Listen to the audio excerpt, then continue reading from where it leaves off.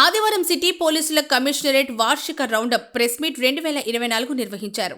హైదరాబాద్లోని integrated command control సెంటర్లో జరిగిన ఈ సమావేశంలో పోలీస్ కమిషనర్ సివి ఆనంద్ ప్రసంగిస్తూ సంవత్సరం ముగుస్తున్నందున ఈ సంవత్సర కాలంలో అన్ని విభాగాల కార్యాచరణలకు సంబంధించినటువంటి వివరాలను వెల్లడించారు.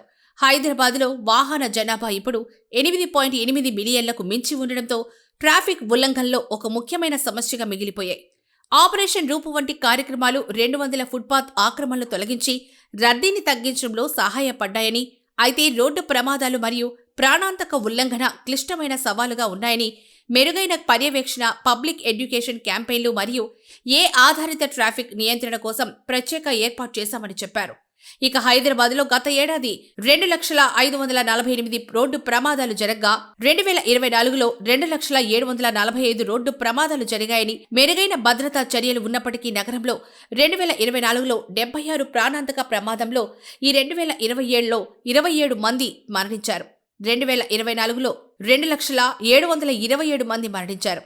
2024లో డ్రంక్ అండ్ డ్రైవ్ తనిఖీల్లో 8,40,084 మందిని తనిఖీ చేస్తే 52,080 మంది మీద కేసులు బుక్ చేయబడ్డాయి మరియు 45,327 ఛార్జ్ షీట్లు దాఖలు చేయబడ్డాయని చెప్పారు. ఇక ప్రధాన కార్యక్రమాలు, ఉత్సవాలు, మతపరమైన ఊరేగింపులతో పాటు పార్లమెంటు ఎన్నికలను ప్రశాంతంగా నిర్వహించడం, పక్కా ప్రణాళిక, అతుకులు లేని అమలు ఆదర్శప్రాయమైన సమన్వయానికి నిదర్శనమని నగర పోలీస్ కమిషనర్ సివి ఆనంద్ అన్నారు. నైట్ పోలీసులను బలోపేతం చేయడం మరియు రాత్రి సమయంలో జరిగే అన్ని రకాల నేర కార్యక్రమాలపై నిఘా ఉంచడంపై ప్రత్యేక దృష్టి పెట్టామన్నారు. ఇంకా 1,127 మంది కొత్త పోలీస్ కానిస్టేబుల్స్ ఫోర్స్లోకి చేర్చుకోవడం నగరం యొక్క భద్రత, ట్రాఫిక్ నిర్వహణ మరియు హైదరాబాద్ సిటీ పోలీసుల మొత్తం సమర్థతకు ఇది ఒక మంచి సూచన అని చెప్పి ఆయన అన్నారు. ఇక మహిళలపై నేరాలు 2.39% పెరిగాయి. 2023లో 2,424 కేసుల నుంచి 2024లో 2,482కి, పిల్లలపై నేరాలు 21.2% పెరిగాయి. 2023లో 371 కేసుల నుంచి 2024లో 449కి పెరిగాయని, హైదరాబాద్లో మొత్తం 2024కి సంబంధించి 41% నేరాలు పెరిగాయని కూడా ఈ సందర్భంగా తెలియజేశారు.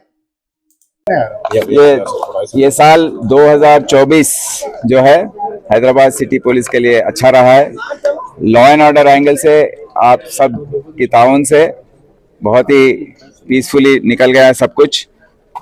श्री राम नवमी जो मार्च अप्रैल में आता है, वहाँ से लेके इतने फेस्टिवल्स फेस्टिवल्स का बंदोबस्त करते हैं.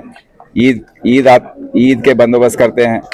फिर ये साल गणेश मिलाद मिलकर आए थे उस समय पर. उसके बाद दशहरा, दिवाली, ये सब ईद जो है, इसके दौरान जो भी लॉ एंड ऑर्डर इश्यूज आए थे सब कुछ पीसफुली सिटी पुलिस ने टैकल किया है. और इलेक्शंस भी हुए थे, पार्लियामेंट के इलेक्शंस, वो भी पीसफुली कंडक्ट किया है. सबको मुबारकबाद देता हूँ, हैदराबाद सिटी पुलिस ऑफिसर्स को और मेन को, होमगार्ड तक. आप सब जानते हैं कि क्राइम का अकरेंस थोड़ा ज़्यादा था, इसीलिए नाइट पुलिसिंग पर हमने फोकस किया. नाइट राउंड ऑफिसर्स जो हैं उनको सख्ती से नाइट ड्यूटी करने के लिए कहा गया था. हमारे ब्लू कोल्स पेट्रोल्स जो हैं, फ़ोन करते ही या बुलाते ही 5 मिनट के अंदर आने का टेस्ट उनको लगाया था और आखिर में वो वैसा रेस्पॉन्ड करना शुरू कर दिए.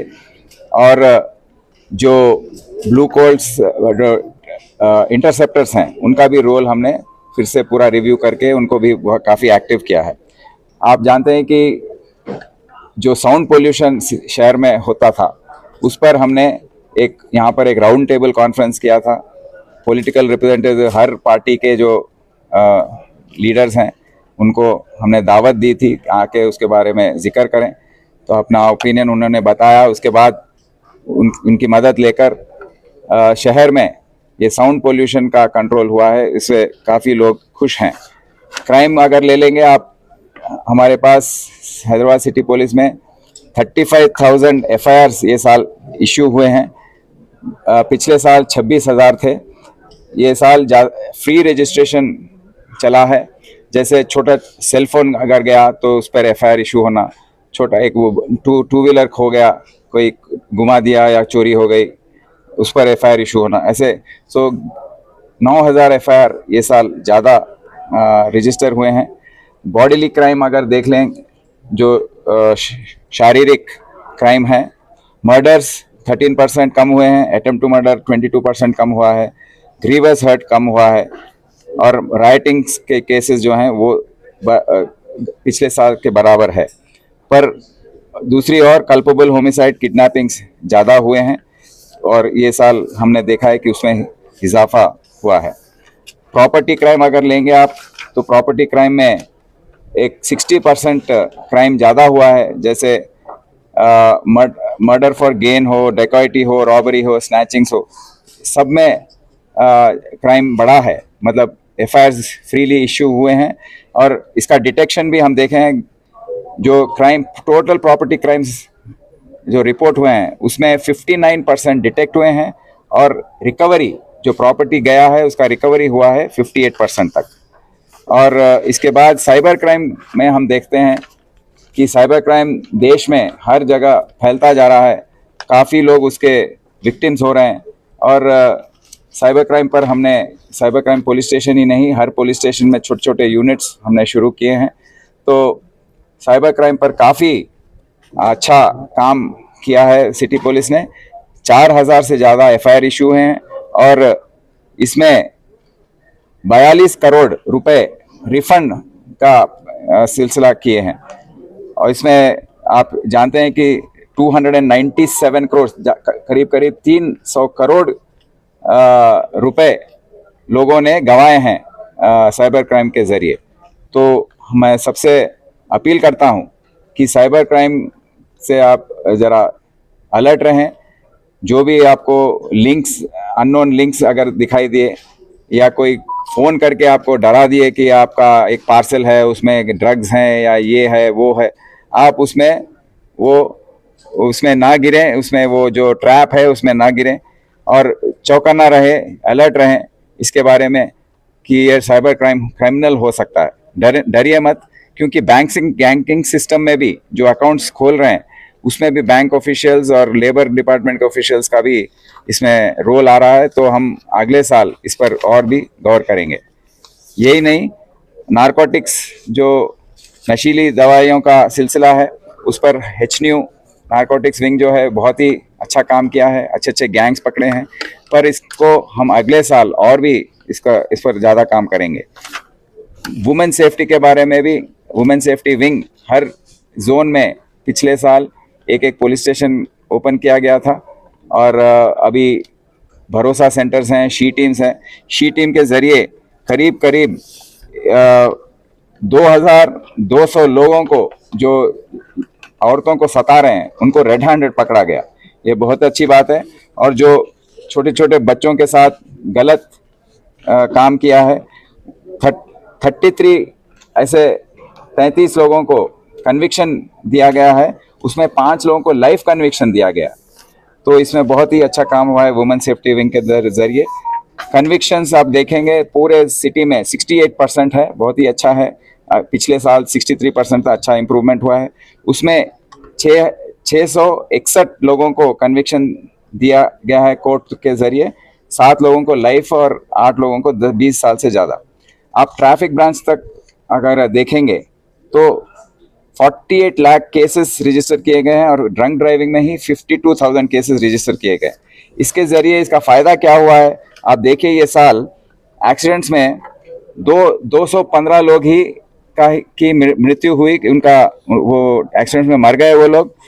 पिछले साल ये 327 था, तो काफ़ी कम हुआ है। 34% डेथ्स कम हुए हैं एक्सीडेंट्स में, क्योंकि एनफोर्समेंट जब ठीक होता है, ड्रंक ड्राइविंग एनफोर्समेंट ठीक होता है, या रोड के जो वायलेशंस हैं, ट्रिपल राइडिंग हो, रॉन्ग साइड ड्राइविंग हो, इसका एनफोर्समेंट ठीक से होता है, हेलमेट अगर नहीं पहने हैं उसका एनफोर्समेंट होता है, तो लोग ये एक्सीडेंट्स कम होते हैं और डेथ्स कम होते हैं। तो ये साल हमने काफ़ी इसका इम्प्रूवमेंट देखा है। सो अगले साल ऑपरेशन रोप के ज़रिए हम ट्रैफिक फ्लो को अच्छा करने की कोशिश कर रहे हैं। पूरे लोकल कॉरपोरेटर्स जो हैं, MLAs हैं जो हैं, सबका ताउन हम मांगते हैं इस चीज़ में, क्योंकि हम सबको सोचना चाहिए। रोज़ रोज़ गाड़ियां बढ़ रही हैं, अगर हम ट्रैफिक के बारे में नहीं सोचेंगे तो आगे चल के बैंगलोर जैसे हालात जो हैं यहाँ पर भी आ जाएंगे, गाड़ी वो हिलेगी नहीं, हम घर पहुंचने में, ऑफिस पहुंचने में बहुत दिक्कत होगी। तो जो एंक्रोचमेंट्स हैं, जो जिसको कोई गरीब लोग ये एंक्रोचमेंट्स नहीं कर रहे हैं, जो ठेले वाले हैं, जो गरीब हैं, उनका जरूर हम टाउन वेंडिंग कमिटीज के जरिए उनको जगह देंगे। बट जो बिजनेस कर रहे हैं, जो अपने दुकान के आगे शेड्स खोलने या दुकान लगाने, दूसरे छोटे छोटे दुकान लगाने की कोशिश कर रहे हैं, उनको हम सख्ती से हम देखेंगे। यही नहीं, स्पेशल ब्रांच के जरिए भी काफ़ी पासपोर्ट्स, 2 लाख से ज़्यादा पासपोर्ट्स का वेरिफिकेशन हुआ है। और आने वाले साल में हम ट्रैफिक और लॉ एंड ऑर्डर पर ज़्यादा जोर देकर साइबर क्राइम, नारकोटिक्स पर जोर देंगे और हैदराबाद के आवाम के लिए और अच्छा बेहतर सर्विस करने की कोशिश हम जारी रखेंगे। सर, वीआईपी के बाउंसर्स होते हैं, वीआईपी के बाउंसर्स होते हैं और सो कॉल्ड वीआईपी के बाउंसर्स होते हैं, जो पब्लिक और पुलिस दोनों के बीच में डिस्टर्ब क्रिएट करते हैं। अभी ये बाउंसर्स का सिलसिला जो है, हम देख रहे हैं दिन पर दिन खराब होता जा रहा है। अभी ये जो रिसेंट संध्या थिएटर में हुआ था, हम देखे हैं कि 40-50 बाउंसर आकर वो किसी के बारे में नहीं सोचते हैं। वहाँ पुलिस है, पब्लिक है, सबको ढकेल कर बस वीआईपी के बारे में सोच के गेट खोल देना, पब्लिक जो भी आए अंदर कर ले, उसको, उनको कोई उससे मतलब नहीं, उनको एक वीआईपी के से ही मतलब रहता है। तो हम सब बाउंसर्स को कह रहे हैं, उनको वार्निंग दे रहे हैं कि आज से आप ये बदतमीजी से अगर पुलिस ऑफिसर या पुलिस जो भी है ड्यूटी पर, उनसे बदतमीजी से पेश आएंगे तो इतनी सख्ती से हम कार्रवाई करेंगे, कानूनी कार्रवाई, कि आपको याद रह जाएगी। और ये भी कहना चाह रहा हूँ कि जो भी वीआईपी है, अगर उनके बाउंसर्स का व्यवहार जो है, का बिहेवियर जो है, वो उनकी जिम्मेदारी है, वो वीआईपी की जिम्मेदारी है। हम वो यही नहीं बोल सकते कि बाउंसर ऐसा किया वैसे किया, वो ब्लेम उन पर ही आएगा। वाइकेरियस लायबिलिटी जो है वो वीआईपी पर ही आएगा।